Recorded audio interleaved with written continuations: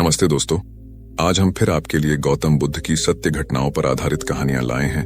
तो आइए शुरू करते हैं। नमो बुद्धाय।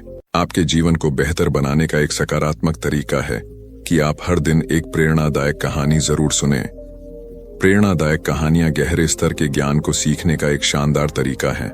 यहाँ कुछ लघु प्रेरणादायक कहानियों का संग्रह है जो आपके मन और आत्मा के उत्थान की शक्ति को बढ़ा सकती है। प्रेरणादायक कहानियां हमेशा हमारे जीवन में महत्वपूर्ण भूमिका निभाती हैं, क्योंकि हम ऐसी कहानियों से बहुत कुछ सीख सकते हैं। प्रेरणादायक कहानियों का इतिहास उतना ही पुराना है जितना कि स्वर्ग और नर्क की अवधारणा। कोई भी निर्धारित नहीं कर सकता है कि ये कहानियां वास्तव में कहां से शुरू हुई हैं, लेकिन तथ्य यह है कि ये कहानियां आत्म प्रेरणा और किसी के व्यक्तित्व को विकसित करने में महत्वपूर्ण भूमिका निभाती हैं।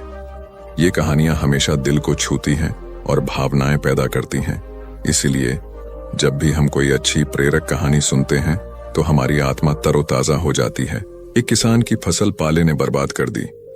उसके घर में अन्न का एक दाना भी नहीं बचा। गांव में ऐसा कोई नहीं था जो किसान की सहायता करे। किसान सोचता रहा कि वह क्या करे। जब कोई उपाय नहीं सूझा तो वह एक रात जमींदार के बाड़े में जाकर उसकी एक गाय चुरा लाया। जब सुबह हुई तो उसने गाय का दूध दुहाकर अपने बच्चों को भरपेट पिलाया। उधर जमींदार के नौकरों को जब पता चला कि किसान ने जमींदार की गाय चुराई है तो उन्होंने जमींदार से शिकायत की। जमींदार ने पंचायत में किसान को बुलाया। पांचों ने किसान से पूछा, यह गाय तुम कहां से लाए? किसान ने उत्तर दिया, इसे मैं मेले से खरीद कर लाया हूं। पंचों ने बहुत घुमा फिर कर सवाल किया, किंतु किसान इसी उत्तर पर अड़िग रहा। फिर पंचों ने जमींदार से पूछा, क्या यह गया आपका ही है? जमींदार ने किसान की ओर देखा तो किसान ने अपनी आंखें नीची कर लीं। तब जमींदार ने किसान ने कहा, पंचों, मुझसे भूल हुई, ये गाय मेरी नहीं है।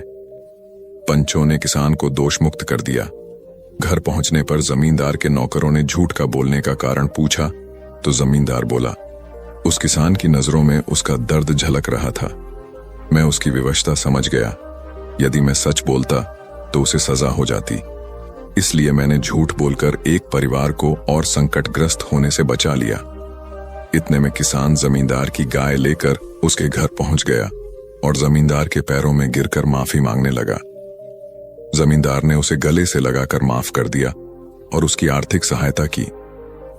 वस्तुतः किसी के भले के लिए बोला गया झूठ पूर्णतः धार्मिक है, क्योंकि संकटग्रस्त की सहायता के लिए साधना की पवित्रता नहीं बल्कि साध्य की सात्विकता देखी जाती है।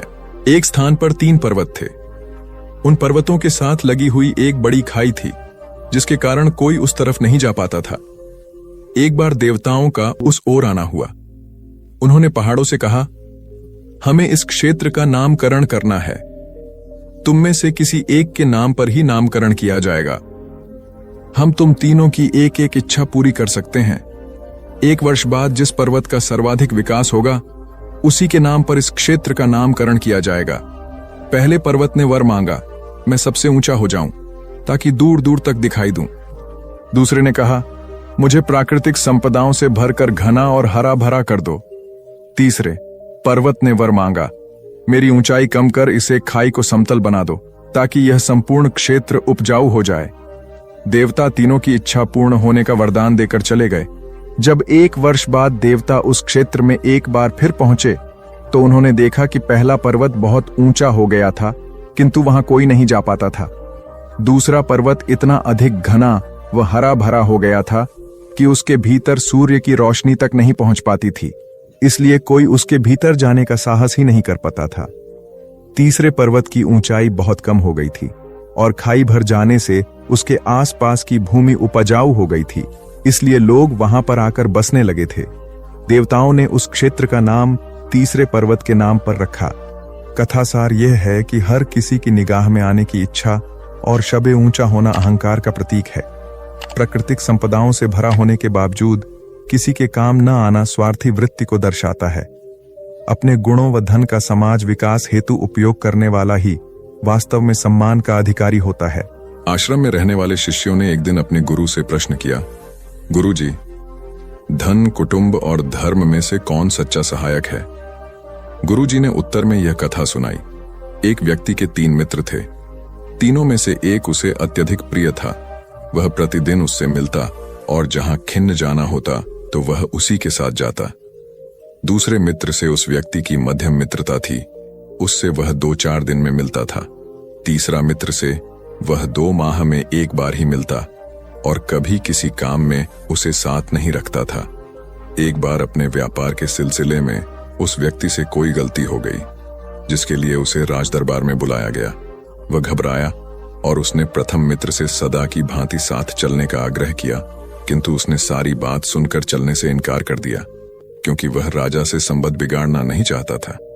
दूसरे मित्र ने भी व्यस्तता जताकर चलने में असमर्थता जताई, किंतु तीसरा मित्र न केवल साथ चला बल्कि राजा के समक्ष उस व्यक्ति का पक्ष जोरदार ढंग से प्रस्तुत किया, जिस कारण राजा ने उसे दोषमुक्त कर दिया।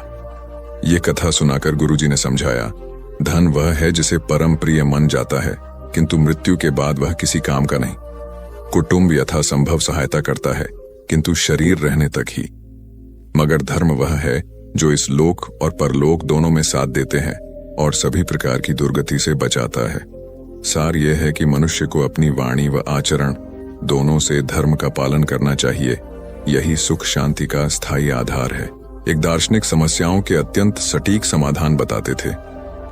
एक बार उनके पास एक सेनापति पहुंचा और स्वर्ग नरक के विषय में जानकारी चाहिए। दार्शनिक ने उसका पूर्ण परिचय पूछा तो उसने अपने वीरतापूर्ण कार्यों के बारे में विस्तार बताया। उसकी बातें सुनकर दार्शनिक ने कहा, शक्ल सूरत से तो आप सेनापति नहीं भिखारी लगते हैं।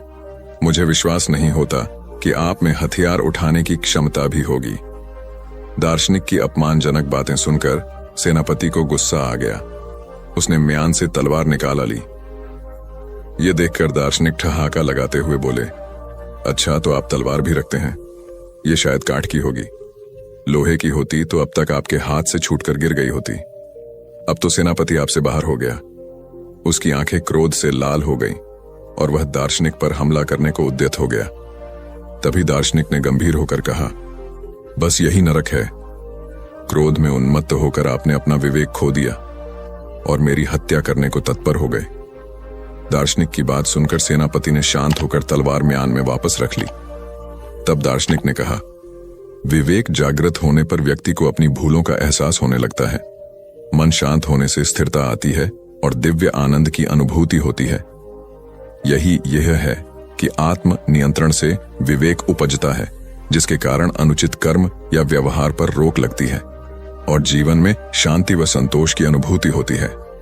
एक सेठ ने संकल्प लिया कि 12 वर्ष तक वह प्रतिदिन कथा सुनेंगे। उनकी कामना थी कि उनकी धन संपदा बढ़ती रहे। ईश्वर के प्रति भक्ति भाव प्रदर्शित करने के लिए उन्होंने यह मार्ग चुना। संकल्प लेने के बाद कथा सुनाने के लिए ब्राह्मण की खोज आरंभ हुई। सेठ जी चाहते थे कि अत्यल्प पारिश्रमिक पर कार्य हो जाए, इसलिए उन्होंने अनेक ब्राह्मणों का साक्षात्कार लिया।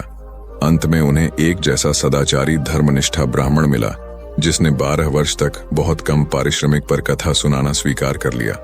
ब्राह्मण तय समय पर प्रतिदिन आता और सेठ जी को कथा सुना जाता। 12 वर्ष होने ही वाले थे कि सेठ जी को अत्यंत जरूरी व्यापारिक कार्य से बाहर जाना पड़ा। जाने के पूर्व उन्होंने जब यह बात ब्राह्मण को बताई तो वह बोला, आपके स्थान पर आपके पुत्र कथा सुन लेगा, यह धर्मानुसार ही है। सेठ जी ने शंका व्यक्त की, कथा सुनकर मेरा पुत्र वैरागी तो नहीं हो जाएगा? ब्राह्मण ने कहा, इतने वर्षों तक कथा सुनने के बाद आप सन्यासी नहीं बने तो 2-4 दिन में आपका पुत्र कैसे वैरागी बन जाएगा? सेठ से कहा, मैं तो कथा इसलिए सुनता था कि धार्मिकता का पुण्य मिले, किंतु कथा के प्रभाव से मैं वैरागी न बनूं। यह सुनकर ब्राह्मण बोला, क्षमा करें सेठ जी, आपको कथा का कोई पुण्य नहीं मिलेगा, क्योंकि आपकी धार्मिकता हार्दिक नहीं दिखावटी है और आप इसे स्वार्थवश कर रहे थे। सेठ जी निरुत्तर हो गए। एक महात्मा के शिष्यों में एक राजकुमार और एक किसान पुत्र भी शामिल थे। राजकुमार को राजपुत्र होने का अहंकार था, जबकि किसान का बेटा विनम्र और कर्मठ था।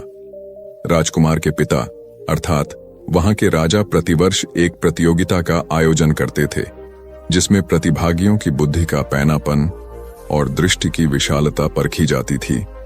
उसमें हिस्से लेने के लिए दूर दूर से राजकुमार आते थे। अध्ययन पूरा होने पर राजकुमार ने किसान पुत्र को उक्त प्रतियोगिता में शामिल होने का न्योता दिया ताकि वहां बुलाकर उसका निरादर किया जाए। जब किसान पुत्र प्रतियोगिता स्थल पर पहुंचा तो राजकुमार व अन्य राजपुत्रों ने उसे अपने मध्य बैठने से इनकार कर दिया। अंततः किसान पुत्र अलग बैठा गया। राजा ने प्रश्न पूछा, यदि तुम्हारे समक्ष एक घायल शेर आ जाए तो तुम उसे छोड़ ढाकर भाग जाओगे या उसका उपचार करोगे? सभी राजकुमारों का एक ही उत्तर था कि शेर एक हिंसक प्राणी है, हम अपने प्राण संकट में डालकर उस शेर का उपचार नहीं करेंगे। किंतु किसान पुत्र बोला, मैं शेर का उपचार करूंगा क्योंकि उस समय घायल जीव को बचाना मेरा परम कर्तव्य होगा। मनुष्य होने के नाते यही मेरा कर्म है। शेर का कर्म है मांस खाना, स्वस्थ होने पर वह मुझ पर हमला अवश्य करेगा, इसीलिए मुझे बुद्धि से कार्य लेना होगा। मैं शेर का उपचार करूंगा। जब मुझे लगेगा कि अब इसकी जान को कोई खतरा नहीं है तो मैं शेर के पूर्णतः अपने पैरों पर खड़ा होने से पहले तुरंत सुरक्षित स्थान पर छिप जाऊंगा। इस तरह मैं शेर व अपने दोनों के प्राण बचा पाऊंगा। एक साधारण किसान पुत्र के मुख से ऐसी बुद्धिमत्ता पूर्वक बातें सुनकर राजा बहुत प्रभावित हुए व उसे विजेता घोषित करते हुए मंत्री पद प्रदान किया। वस्तुतः व्यक्ति का मूल्यांकन उसके वस्त्र या रहन सहन से नहीं बल्कि उसके विचार व कर्मों के आधार पर होना चाहिए। दंडी स्वामी बहुत बड़े विद्वान थे। वे सत्य के आग्रही थे और अहंकार व पाखंडी से दूर रहते थे। उनका आश्रम मथुरा में था। उसने शिक्षा पाने दूर दूर से लोग आते थे। उनके शिष्यों में दयानंद भी थे। सभी शिष्यों के मध्य आश्रम के कार्यों का स्पष्ट विभाजन था, किंतु दयानंद से अधिक काम लिया जाता था। उन्हें भोजन भी कम दिया जाता, जिसमें मात्र गुड़ व भुने हुए चने होते थे। रात में पढ़ने के लिए प्रकाश की सुविधा भी उन्हें नहीं दी जाती थी, जबकि दूसरे शिष्यों को अनेक प्रकार की सुविधाएं प्राप्त थीं। स्वामी जी के शिष्य दयानंद के प्रति उनके इस व्यवहार से चकित थे और परस्पर बातचीत में इसकी निंदा भी करते थे, किंतु दयानंद को गुरु की निंदा अच्छी नहीं लगती थी। वे अन्य शिष्यों को ऐसा करने से रोकते थे और सदैव खुश रहकर गुरु की आज्ञा का पालन करते थे। एक दिन एक शिष्य ने स्वामी जी से इसका कारण पूछा तो वे मौन ही रहे। अगले दिन उन्होंने अपने शिष्यों के मध्य शास्त्रार्थ करने का निर्णय लिया। सभी शिष्यों को बुलाकर उन्हें बहस हेतु एक विषय दे दिया। उन्होंने सारे शिष्यों को एक तरफ और दयानंद को अकेले दूसरी तरफ बैठाया। शास्त्रार्थ शुरू हुआ तो सभी शिष्यों पर दयानंद भारी पड़े और जीत गए। तब दंडी स्वामी ने शेष शिष्यों से कहा, देखा आप लोगों ने, दयानंद अकेला आपसे लोहा ले सकता है क्योंकि वह हर काम पूर्ण समर्पण से करता है। दयानंद खरा सोना है और सोना आग में तपकर ही निखरता है। यही दयानंद आगे चलकर भारत के महान समाज सुधारक दयानंद सरस्वती के नाम से विख्यात हुए। कथा सार यह है कि माता पिता व गुरु के द्वारा सौंपे गए कार्य बिना शिकायत व पूर्ण समर्पण से करने पर कार्य कुशलता व ज्ञान की वृद्धि होती है। अनकी सम्राट अकबर कला प्रेमी थे। उनके दरबार में कलाकारों को पर्याप्त सम्मान मिलता था। तानसेन जैसे महान संगीतकार अकबर के दरबार की शोभा थे। सम्राट अकबर तानसेन के संगीत को बहुत पसंद करते थे। तानसेन अपनी संगीत कला से सम्राट को खुश रखते थे। अकबर का चहेता संगीतकार होने के कारण तानसेन को थोड़ा अहंकार आ गया। उस समय कुछ संगीत साधक ऐसे थे जिन्होंने अपनी संगीत साधना का लक्ष्य ईश्वर को बनाया था। वे लोग संगीत के माध्यम से ईश उपासना में लीन रहते थे।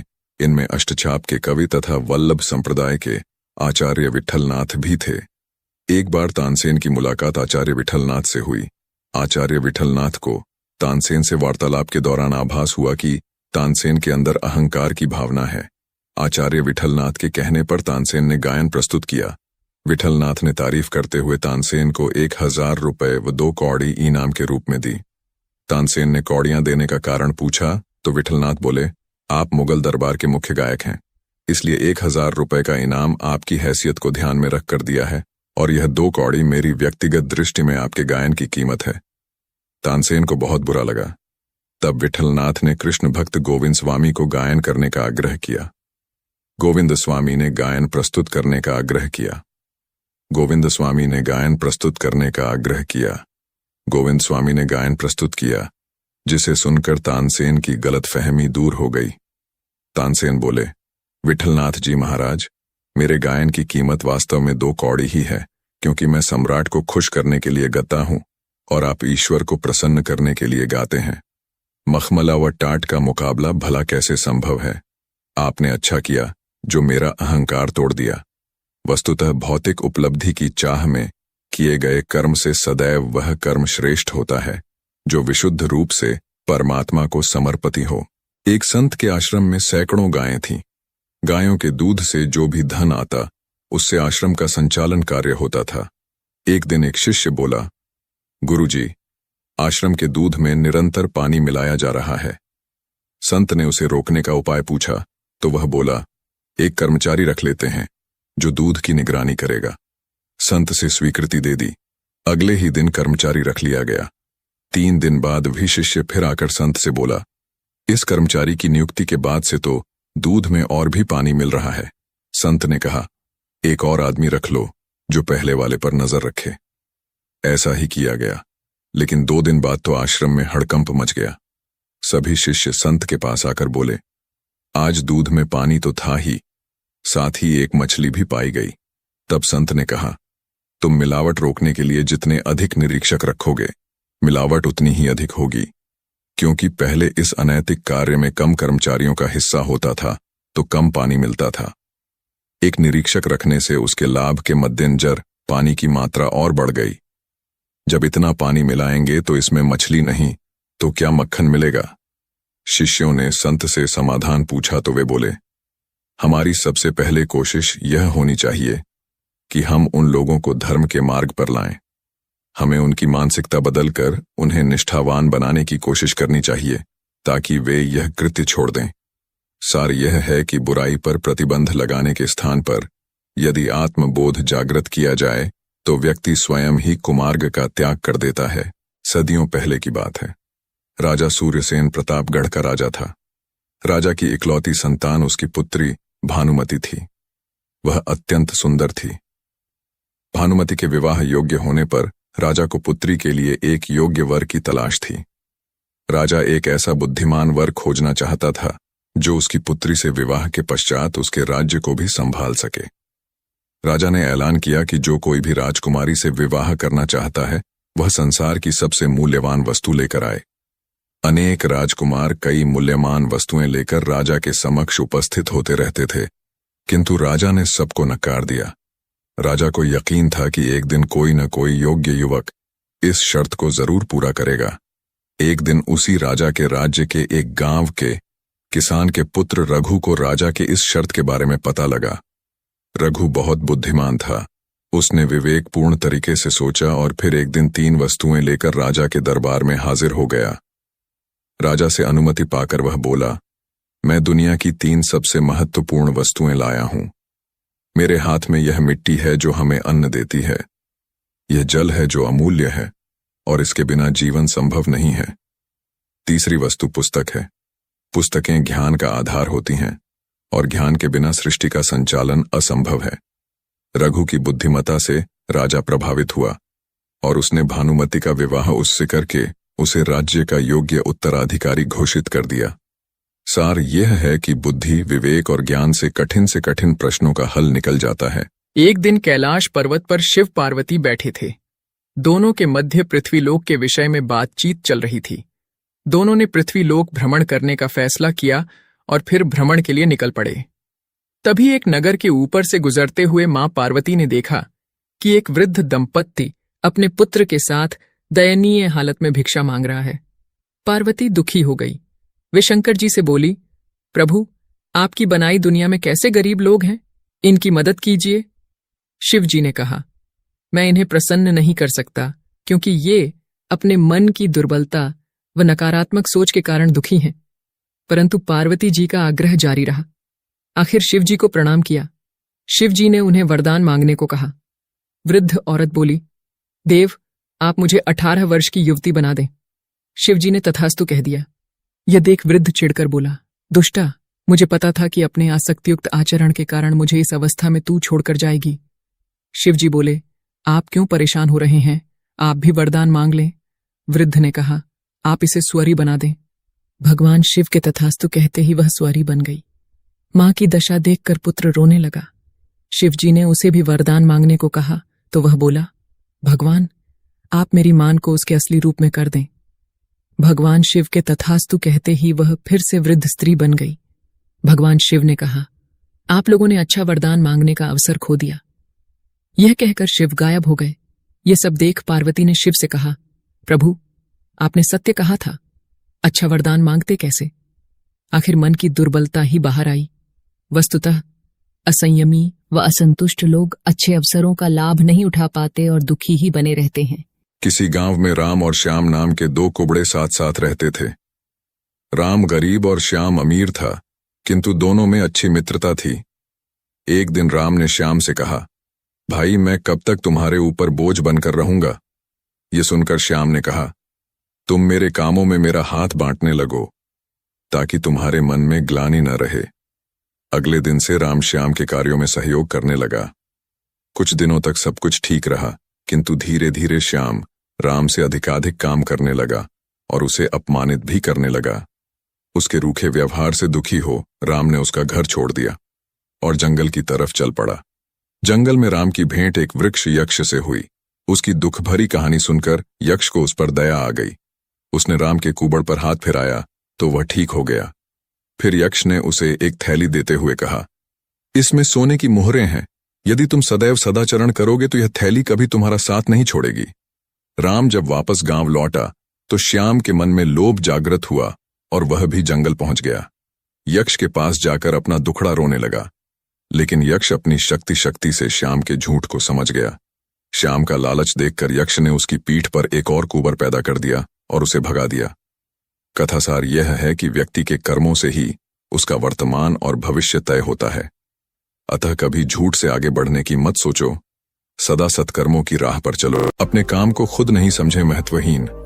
मुकेश दफ्तर में नए हैं। पहले वह दूसरे संस्थान में काम करते थे। अपना काम तल्लीनता से करते हैं, लेकिन चेहरा बताता है कि मुकेश अपने काम से खुश नहीं है। एक दिन इस बारे में पूछने पर उन्होंने कहा, जब काम में मन नहीं लगे तो चेहरा उदास हो ही जाता है। काम में मन क्यों नहीं लग रहा है? यह पूछने पर उन्होंने कहा, अरे यह भी कोई काम है। इसके बाद उन्होंने ढेर सारे तथ्यों के साथ अपने काम को महत्वहीन बताने की कोशिश की। उन्होंने यह भी कहा कि इस समय जो काम मेरे जिम्मे है उसके आधार पर दूसरे संस्थान में नौकरी भी नहीं मिलेगी। इस बात को मुकेश के रिपोर्टिंग मैनेजर मिस्टर कुमार को बताया गया। वह सुलझे हुए इंसान हैं। उन्होंने तरीके से मुकेश को समझाया कि उनका काम कैसे महत्वपूर्ण है। मिस्टर कुमार ने उनसे पूछा, मुकेश, पहले अपने काम के बारे में बताइए। मुकेश ने कहा, मेरा काम यह देखना है कि हमारी कंपनी के प्रोडक्ट में कहां कहां गड़बड़ी है, उसे कैसे दूर किया जा सकता था। आगे ऐसा क्या किया जाए जिससे पुरानी खामियां फिर से सामने नहीं आए। मुकेश की बात खत्म होते ही मिस्टर कुमार ने कहा, यह जानकर अच्छा लगा कि आपको अपने काम की अच्छी समझ है। जैसा आपने कहा है उसके अनुसार आपका काम प्रोडक्ट को कैसे बेहतर बनाया जाए और उसके निर्माण के दौरान की खामियों को दूर करने से जुड़ा है। मुकेश ने हाँ में सर हिलाया। इसके बाद मिस्टर कुमार ने पूछा, जब प्रोडक्ट को लेकर इतनी बड़ी ही जिम्मेदारी कंपनी ने आपको दी है, तब आप अपने काम को महत्वहीन क्यों समझते हैं? एक आम धारणा है कि जो लोग प्रोडक्ट के निर्माण से सीधे जुड़े हैं वही मेनस्ट्रीम में काम करते हैं, लेकिन हर काम मेनस्ट्रीम का होता है। अगर ऐसा नहीं होता तो कंपनी आपके ऊपर खर्च नहीं करती। कंपनी को पता है कि आपके काम का परिणाम प्रोडक्ट पर दिखेगा। इसलिए इस बात को मन से निकालिए कि आप जो काम कर रहे हैं उसकी पूछ नहीं है। ध्यान से देखेंगे तो लगेगा कि आपका काम ही सबसे महत्वपूर्ण है। एकता और समझदारी। ऊंचे आकाश में सफेद कबूतरों की एक टोली उड़कर जा रही थी। बहुत दूर जाना था उन्हें, लंबा रास्ता था। सुबह से उड़ते उड़ते थकान होने लगी थी। सूरज तेजी से चमक रहा था। कबूतरों को भूख लगने लगी थी। तभी उन्होंने देखा कि नीचे जमीन पर चावल के बहुत से दाने पड़े थे। कबूतरों ने एक दूसरे से कहा, चलो भाई, थोड़ी देर रुककर कुछ खा लिया जाए, फिर आगे जाएंगे। एक बुजुर्ग कबूतर ने चारों ओर देखा। वहां दूर दूर तक कोई घर या मनुष्य दिखाई नहीं दे रहा था। फिर चावल के ये दाने यहां कहां से आए? बुजुर्ग कबूतर ने बाकी कबूतरों को समझाया, मुझे लगता है कि यहां कुछ गड़बड़ है, तुम लोग नीचे मत उतरो। लेकिन किसी ने भी उसकी बात नहीं सुनी। सभी कबूतर तेजी से उतरे, दाना चुगने लगे। इतने बढ़िया दाने बहुत दिनों के बाद खाने को मिले थे। वे बहुत खुश थे। जब सभी ने भरपेट खा लिया तो बोले, चलो भाई अब आगे चला जाए। लेकिन यह क्या, जब उन्होंने उड़ने की कोशिश की तो उड़ ही नहीं पाए। दोनों के साथ साथ वहां एक चिड़ीमार का जाल भी था जिसमें उनके पांव फंस गए थे। उन्हें अपनी गलती पर पछतावा हुआ। बूढ़ा कबूतर पेड़ पर बैठकर सब देख रहा था। उसने जब अपने साथियों को मुसीबत में देखा तो फौरन उड़ा और चारों ओर देखा। दूर उसे चिड़ीमार आता दिखाई दिया। वह फौरन लौटा और अपने साथियों को बताया। सब वहां से निकलने का उपाय सोचने लगे। तब बूढ़े कबूतर ने कहा, दोस्तों, एकता में बड़ी शक्ति होती है। सब एक साथ उड्डड होगे तो जाल तुम्हें रोक नहीं पाएगा। उसने गिना, 1 2 3। उड़ो सारे कबूतरों ने एक साथ जोर लगाया और जाल उनके साथ उठने लगा। जब तक चिड़ीमार वहां पहुंचा तब तक जाल काफी ऊपर उठ चुका था। वह देखता ही रह गया और कबूतर जाल लेकर उड़ गए। बूढ़ा कबूतर सबसे आगे उड़ रहा था। काफी देर उड़ने के बाद वे नीचे उतरे। वहां कबूतरों के दोस्त चूहे रहते थे। चूहों ने अपने तेज दांतों से जाल काट दिया। इस तरह बूढ़े कबूतर की समझदारी और साथ मिलकर काम करने से सभी कबूतर बच गए। अवश्य सुननी चाहिए। तो चलिए कहानी को शुरू करते हैं। नुकसान का मातम मनाने से नहीं मिलती सफलता। एक बार आकाश नाम का लड़का मायूस बैठा था। उसे व्यापार में बहुत नुकसान हुआ था। बैंक से भी उसने कर्ज ले रखा था, लेकिन नुकसान की वजह से वह किस्त चुकाने की स्थिति में नहीं था। उसे डर लग रहा था कि बैंक वाले दबाव बनाने लगेंगे तो वह क्या करेगा। उसे यह भी समझ में नहीं आ रहा था कि आगे कौन सा काम शुरू करें। जिस बिजनेस में नुकसान हुआ था उसे दोबारा शुरू करने की हिम्मत आकाश में नहीं थी। यही सब सोचकर वह परेशान रहने लगा। एक दिन उसका दोस्त परेश उससे मिलने आया। परेश ने आकाश को देखते ही कहा, क्या बात है यार, बहुत परेशान लग रहे हो। आकाश ने अपनी परेशानी छुपाने की कोशिश करते हुए कहा, कुछ नहीं यार, बिजनेस में थोड़ा उतर चढ़ाव आता रहता है। परेश ने कहा, तुम्हारा चेहरा बता रहा है कि मामला गंभीर है, मुझसे छुपाओ नहीं। परेश की बात सुनकर आकाश ने उसे अपनी सारी कहानी बता दी। इसके बाद उसने पूछा, मेरी जगह तुम होते तो क्या करते। परेश ने थोड़ा सोचने के बाद कहा, अगर मैं तुम्हारी जगह होता तो अपनी असफलता पर पछतावा नहीं करता, आगे क्या करना है उस पर विचार करता। पछतावा करते रहने से आदमी नुकसान से, दुख से बाहर नहीं निकल पाता है। मेरी मानो तो तुम नए सिरे से अपने बिजनेस को खड़ा करने की सोचो। मित्र की सलाह के बाद आकाश ने कहा, तुम बात तो ठीक कह रहे हो, लेकिन मुझ में फिर से वही बिजनेस शुरू करने की हिम्मत नहीं है। इस पर परेश ने कहा, यह सही है कि तुम्हें नुकसान हुआ है, लेकिन तुम्हें तजुर्बा भी मिला है। अगर तुम कुछ नया शुरू करने की योजना बनाते हो तो तुम्हें शून्य से शुरू करना होगा। अगर तुम अपने पुराने काम को नए सिरे से शुरू करते हो तो तुम्हें बहुत ज्यादा होमवर्क करने की जरूरत नहीं पड़ेगी। मेरी राय में तुम्हें नुकसान का मातम नहीं मानना चाहिए। काम को नए सिरे से शुरू करने की प्लानिंग करनी चाहिए। जितना ज्यादा नुकसान के बारे में सोचोगे उतना अधिक तुम अपनी सफलता से दूर होते जाओगे। तो असफलता से भी सीखने की कोशिश करनी चाहिए। शेखर ने अपने दादाजी से यह सवाल पूछा। सभी भी अपने जीवन में आगे बढ़ना चाहते हैं, लेकिन बहुत कम लोग ही अपने लक्ष्य तक पहुंच पाते हैं। अगर अपने लक्ष्य तक पहुंचना है तो क्या करना चाहिए। शेखर स्नातक अंतिम वर्ष का छात्र है और प्रतियोगिता परीक्षाओं की तैयारी कर रहा है। उसके दादाजी प्राइमरी स्कूल से रिटायर्ड शिक्षक हैं। उन्होंने शेखर का सवाल सुनने के बाद कहा, अपने लक्ष्य तक पहुंचने के लिए व्यक्ति को सबसे पहले खुद को असफलताओं को स्वीकार करने के लिए तैयार करना चाहिए।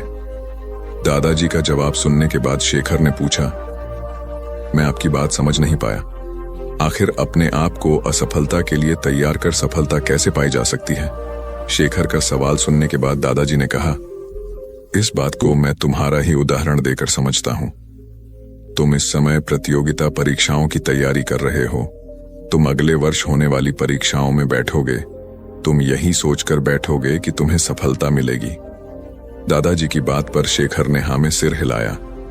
इसके बाद दादाजी जी ने कहा, मान लो तुम अपने पहले प्रयास में असफल हो जाते हो तो तुम क्या करोगे। शेखर ने कहा, मुझे बहुत निराशा होगी। मैं तैयारी में अपनी तरफ से कहीं कमी नहीं छोड़ रहा हूं। दादाजी ने कहा, निराशा ही असफलता की जड़ है। वह कैसे? शेखर ने सवाल किया। दादाजी बोले, तुम्हें लगता है कि तुम्हारी तैयारी मुकम्मल है, लेकिन परीक्षा तो दूसरे की इच्छा पर निर्भर है। अगर तुम पहले प्रयास में असफल होने के बाद निराश हो जाते हो तो तुम्हारी आगे की तैयारी प्रभावित होगी। अगर तुम असफलता को अपनी कमियों को दुरुस्त करने का मौका मानोगे, तभी आगे की तैयारी में उन्हें दूर कर पाओगे। हर परीक्षार्थी यही सोचता है कि उसकी तैयारी पूरी है, लेकिन सफलता कुछ लोगों को ही मिलती है। ये वही लोग होते हैं जो अपनी असफलता से सीखते हैं ही और दूसरों की असफलता से भी सीखने की कोशिश करते हैं। एक शहर में एक बहुत अमीर व्यक्ति रहता था। उसका नाम तो था धनीमल, लेकिन था वह बेहद कंजूस। उसका कहना था कि अगर आप अपना पैसा अपने पास रखेंगे तो सबको पता चल जाएगा कि आपके पास बहुत पैसे हैं। फिर चोर डाकू आपके पीछे पड़ जाएंगे और सारा पैसा लूट कर ले जाएंगे। इसलिए वह अपना सारा पैसा छिपा कर रखता था और खुद एक बहुत गरीब व्यक्ति के समान रहता था। पैबंद लगे कपड़े, घिसे हुए जूते, रूखा सूखा खाना, यह सब देखकर लोग उसे भिखारी समझते थे। जिनको पता था कि वह धनवान है, वे उसे कंजूस कहकर बुलाते थे। एक दिन धनीमल को अपनी संपत्ति को चोरों से बचाने का एक बहुत बढ़िया उपाय समझ में आया। उसने सारे पैसों से बहुत सा सोना खरीद लिया और फिर सारे सोने को पिघलाकर उसका एक बड़ा सा गोला बना लिया। उसने शहर के बाहर जाकर एक पुराने कुएं के पास एक गड्ढा खोदा और सोने का वह गोला उसमें डालकर गड्ढा बंद कर दिया। वह अब निश्चिंत था। अपनी तसल्ली के लिए वह रोज रात को आकर गड्ढे में देख लेता था कि उसका सोना वहां है या नहीं। उसे विश्वास था कि कोई भी चोर इस जगह के बारे में नहीं जान पाएगा, लेकिन ऐसा नहीं हुआ। धीरे धीरे पूरे शहर में यह चर्चा होने लगी कि धनीमल रात में शहर के बाहर जाकर कुछ करता है। एक रात जब उसने गड्ढा खोद कर देखा तो सोना वहां से गायब था। उसे गहरा सदमा लगा और वह चीख कर रोने लगा। उसके रोने की आवाज सुनकर बहुत से लोग वहां आ गए। धनीमल रो रो कर अपना दुख बताने लगा। तब उसके एक पड़ोसी से उसे कहा, धनीमल, तुम एक भारी पत्थर इस गड्ढे में रख दो और समझ लो कि वही तुम्हारा सोना है। यह सुनकर धनीमल को बहुत गुस्सा आया। तुम मेरे सोने को पत्थर जैसे बता रहे हो। वह बोला, देखो धनीमल, वह सोना तुम कभी इस्तेमाल तो करते नहीं थे। एक पत्थर की तरह यहां उसे दबाकर रख दिया था, तो फिर यहां सोना हो या पत्थर, क्या फर्क पड़ जाता है? उसका पड़ोसी बोला, बात तो ठीक ही थी। धनीमल ने बहुमूल्य सोने को पत्थर के समान मूल्यहीन बना दिया था। उसके बाद धनीमल ने मेहनत करके फिर पैसे कमाए, लेकिन अब वह कंजूस नहीं रहा था। अपने पैसे को वह अपने ऊपर और दूसरे लोगों की सहायता के लिए खर्च करता था। जीवन साथी सबसे अजीज होता है। कॉलेज में हैप्पी मैरिड लाइफ पर एक कार्यक्रम हो रहा था, जिसमें कुछ शादीशुदा जोड़े हिस्सा ले रहे थे। जिस समय प्रोफेसर मंच पर आए, उन्होंने नोट किया कि सभी पति पत्नी शादी पर जोक कर हंस रहे थे। ये देखकर प्रोफेसर ने कहा कि चलो पहले एक गेम खेलते हैं, उसके बाद अपने विषय पर बातें करेंगे। सभी खुश हो गए और कहा, कौन सा गेम? प्रोफेसर ने एक मैरिड लड़की को खड़ा किया और कहा कि तुम ब्लैक बोर्ड पे ऐसे 25-30 लोगों के नाम लिखो जो तुम्हें सबसे अधिक प्यारे हों। लड़की ने पहले तो अपने परिवार के लोगों के नाम लिखे, फिर अपने सगे संबंधी, दोस्तों, पड़ोसी और सहकर्मियों के नाम लिख दिए। अब प्रोफेसर ने उसमें से कोई भी कम पसंद वाले 5 नाम मिटाने को कहा। लड़की ने अपने सहकर्मियों के नाम मिटा दिए। प्रोफेसर ने और 5 नाम मिटाने को कहा। लड़की ने थोड़ा सोचकर अपने पड़ोसियों के नाम मिटा दिए। अब प्रोफेसर ने और 10 नाम मिटाने को कहा। लड़की ने अपने सगे संबंधी और दोस्तों के नाम मिटा दिए। अब बोर्ड पर सिर्फ 4 नाम बचे थे, जो उसके मम्मी पापा, पति और बच्चे का नाम था। अब प्रोफेसर ने कहा, इसमें से और 2 नाम मिटा दो। लड़की असमंजस में पड़ गई। बहुत सोचने के बाद बहुत दुखी होते हुए उसने अपने मम्मी पापा का नाम मिटा दिया। सभी लोग स्तब्ध और शांत थे, क्योंकि वो जानते थे कि ये गेम सिर्फ वो लड़की ही नहीं खेल रही थी, उनके दिमाग में भी यही सब चल रहा था।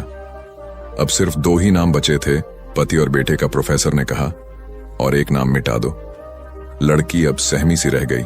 बहुत सोचने के बाद रोते हुए अपने बेटे का नाम काट दिया। प्रोफेसर ने उस लड़की से कहा, तुम अपनी जगह पर जाकर बैठ जाओ, और सभी की तरफ गौर से देखा और पूछा, क्या कोई बता सकता है कि ऐसा क्यों हुआ कि सिर्फ पति का ही नाम बोर्ड पर रह गया? कोई जवाब नहीं दे पाया। सभी मुंह लटका कर बैठे थे। प्रोफेसर ने फिर उस लड़की को खड़ा किया और कहा, ऐसा क्यों? जिसने तुम्हें जन्म दिया और पाल पोस कर इतना बड़ा किया, उनका नाम तुमने मिटा दिया। और तो और, तुमने अपनी कोख से जिस बच्चे को जन्म दिया, उसका भी नाम तुमने मिटा दिया? लड़की ने जवाब दिया कि अब मम्मी पापा बूढ़े हो चुके हैं, कुछ साल के बाद वो मुझे और इस दुनिया को छोड़ के चले जाएंगे।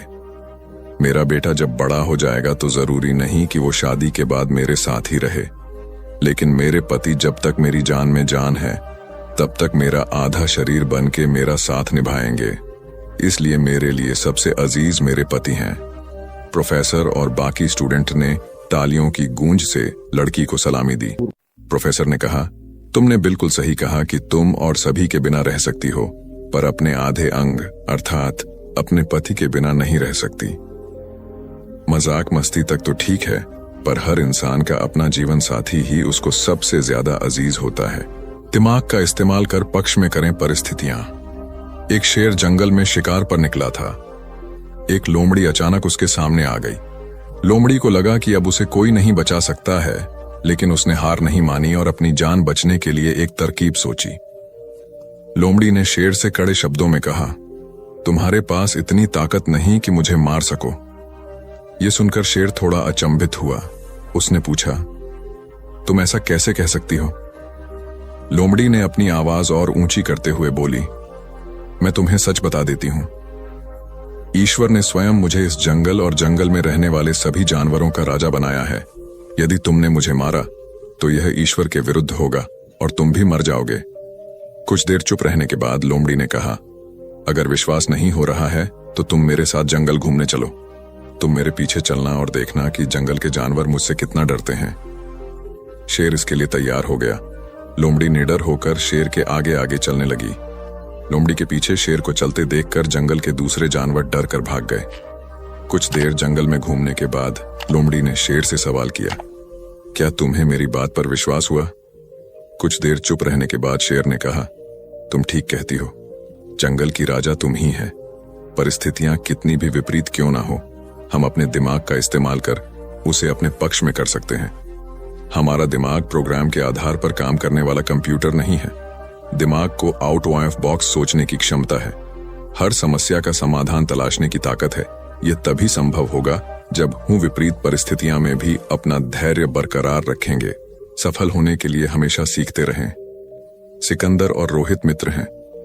दोनों ने एक साथ अपना अपना काम शुरू किया। दोनों मित्रों का व्यापार खूब चला। कुछ समय बाद रोहित ने सोचा कि अब मेरा व्यापार चल पड़ा है, मैं तरक्की करता चला जाऊंगा, इसलिए अब मुझे इस लाइन में कुछ नया सीखने की जरूरत नहीं है। व्यापार में उतार चढ़ाव आते रहते हैं। रोहित के व्यापार में भी ऐसी स्थिति आई और उसे नुकसान झेलना पड़ा। सिकंदर के व्यापार में भी उतार चढ़ाव आए, पर उसे उतना नुकसान नहीं हुआ जितना रोहित को हुआ। रोहित सोचने लगा कि सिकंदर ने अपने नुकसान को नियंत्रित कैसे किया। रोहित ने इस बारे में उससे पूछने का मन बनाया। जब उसने सिकंदर से इस बारे में पूछा तब सिकंदर ने कहा कि मैं अभी सीख रहा हूं। रोहित ने कहा, मैं समझा नहीं। सिकंदर ने अपनी बात समझाते हुए कहा, मैं अपनी ही नहीं दूसरों की गलतियों और कामयाबी से भी सीखता हूं। इससे मेरे जीवन में एक जैसी परेशानी बार बार नहीं आती। अगर आती भी है तो आसानी से हल हो जाती है। सिकंदर की बात सुनकर रोहित को अपनी गलती का एहसास हुआ।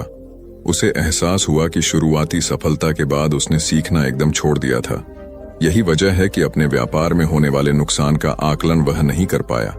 जीवन में सफल होने के लिए सीखते रहना जरूरी है। इंसान को हमेशा सीखते रहना चाहिए। इससे उसके भीतर नकारात्मक विचार नहीं आते हैं, बल्कि उसमें सकारात्मक बदलाव आता रहता है और सफलता की सीढ़ियां चढ़ता रहता है। सीखते रहने वाले व्यक्ति को सफलता के अवसर भी ज्यादा मिलते हैं। सबसे बड़ी बात यह है कि इस तरह के व्यक्ति में अहंकार नहीं होता। जिसके मन में अहंकार होगा वह कभी सीखने का प्रयास नहीं करेगा। घमंड कुल्हाड़ी हुई निरुत्तर। एक बार कुल्हाड़ी और लकड़ी के एक डंडे में विवाद छिड़ गया। दोनों स्वयं को शक्तिशाली बता रहे थे। हालांकि लकड़ी का डंडा बाद में शांत हो गया, किंतु कुल्हाड़ी का बोलना जारी रहा। कुल्हाड़ी में घमंड अत्यधिक था। वह गुस्से में भरकर बोल रही थी, तुमने स्वयं को समझ क्या रखा है? तुम्हारी शक्ति मेरे आगे पानी भरती है।